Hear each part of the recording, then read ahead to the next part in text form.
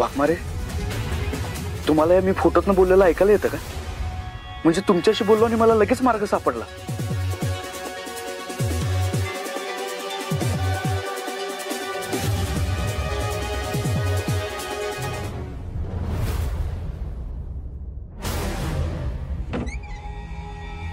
आलात तुम्ही? या ना, आत या.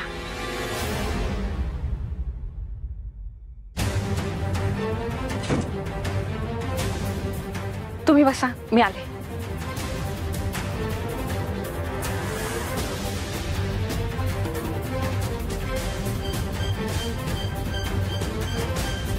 आता एकदा तात्याच्या विरोधातले पुरावे मिळाले की माझं काम सोपं होईल.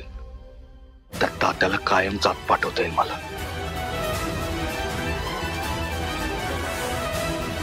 हीच ती फाईल. यात सगळे यांच्या विरोधातले पुरावे आहेत आणि हे सगळे पोलिसांनी गोळा केलेत.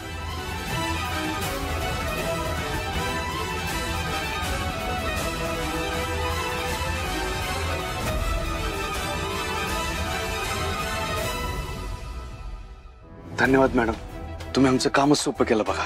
खरंच धन्यवाद. येतो.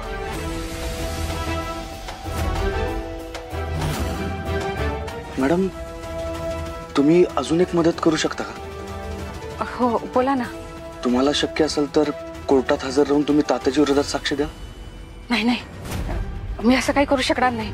अहो प्लीज मॅडम, हे बघा, तुम्ही जर साक्ष दिली ना तर आपल्याला त्या तात्याला दोषी ठरवता येईल आणि त्याला शिक्षा मिळवून देता येईल. हे बघा, कोर्ट जेवढं महत्व पुराव्यांना देतं ना तेवढंच महत्व साक्षीदारांना बी देतं. म्हणून तुम्हाला सांगतोय, प्लीज तुम्ही या ना साक्षी द्यायला.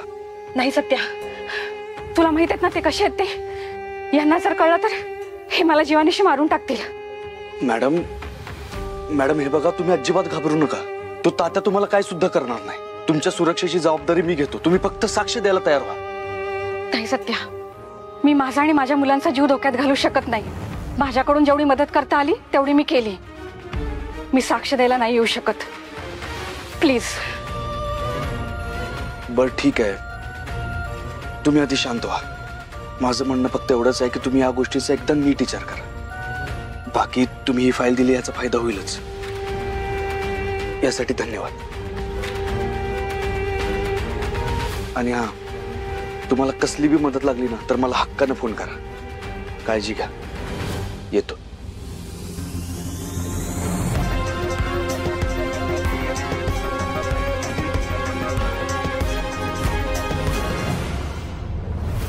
सत्यानं जी काही कोर्टात गोंधळ घातले का नाही त्या समजा दिसला टीव्हीवर. माझ्या लेखाची आता किती बदनामी होईल समधीकडं. आणि लोक बी त्यालाच दोष देतील. पेपर बी काय तर भलतच छापून आलंय.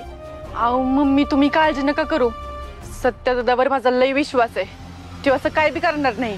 हे सवे ती तर मला बी ठावायची, पण भीती तर वाटणारच ना. अहो मम्मी, मला तर आता अशी भीती वाटायला लागली का तात्यांनी अडकवलं नसणार ना सत्या दादाला ह्याच्यात. नाहीतर दादाला जेलमध्ये टाकताल त्यांच्यासारखं. हे करे, माझ्या लेकाला जेला टाकायची हिंमत नाही कुणाच्यात. नगरसेवक आहे तो, नगरसेवक.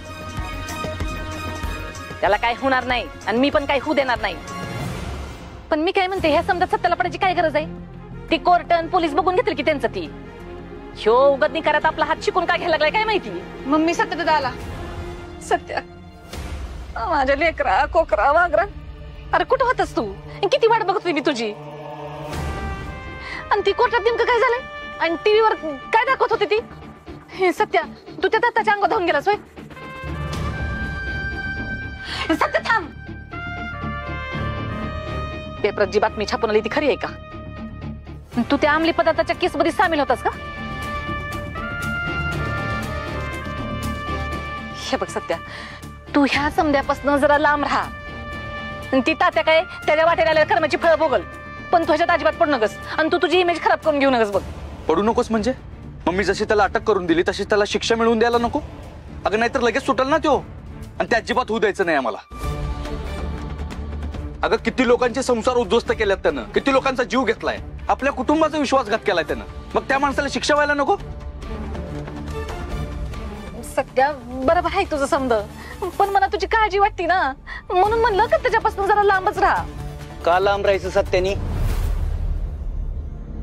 हे बघा, तात्या साहेबाचा खरा चेहरा जगासमोर आणण्यासाठी सत्या आणि मंजूनी खूप मेहनत घेतली. आणि एवढी मेहनत घेऊनही तात्यासाहेब जर जेलच्या बाहेर राहिला तर मग लोकांचा कायद्यावरचा विश्वास उडेल. एकदम बरोबर बोलला पप्पा. त्या तात्याची जागा ना जेलमध्येच आहे आणि त्याला तिथंच ठेवण्यासाठी आयुष्यभर प्रयत्न करत राहील मी.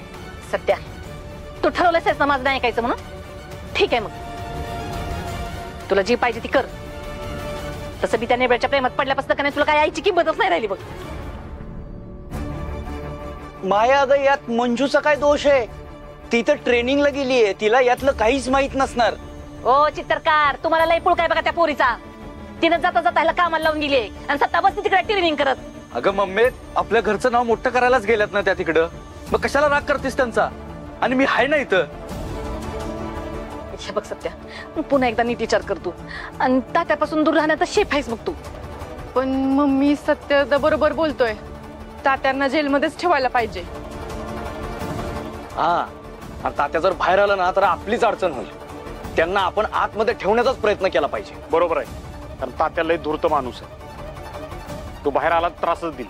त्यापेक्षा आपण त्याला जेलमध्ये अडकून ठेवू आणि त्याचा कार्यक्रम एकदम ढंटन टिल्ली करून टाकू. काय मम्मी, बरोबर का नाही? तुम्हाला बरोबर वाटतंय ना, मग तुम्हाला जी वाटतंय ती करा. मम्मीचं ऐकायचंच नाही ना तुम्हाला, मग तुमच्या मनाला जी वाटतंय ना ती करा. आणि हे बघ सत्या, तुला माझ्या बोलण्याचा एवढा प्रॉब्लेम वाटत असेल का नाही, तर मी येतच नसते कोर्टात तुला सपोर्ट द्यायला. अगं नको येऊ, मग उलट चांगलंच होईल. तू आली नाहीस तर कालवा तर होणार नाही कोर्टात. आणि त्या तात्याला अडकवण्यासाठी काहीतरी प्रयत्न करता येतील आम्हाला.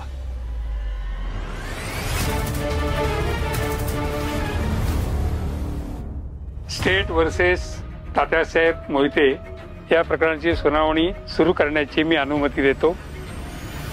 मी सरकारी वकिलांना सूचना देतो की त्यांनी आपल्या युक्तिवादाने सुनावणी सुरू करावी.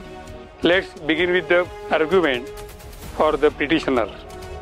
तात्यासाहेब हाजीर हो.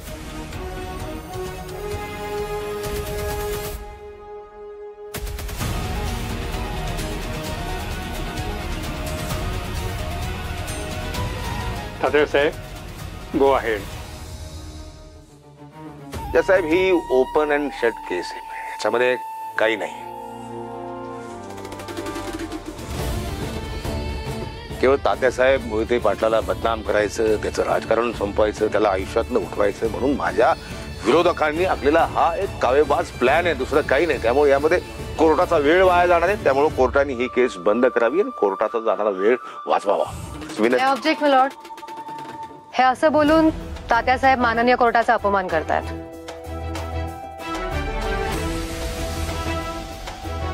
मी कशाला करेन कोर्टाचा अपमान? हो, अपमान. ही केस कोर्टाचा वेळ वाया घालवते असं म्हणून तुम्ही कोर्टाच्या कार्यपद्धतीवर संशय घेताय. मी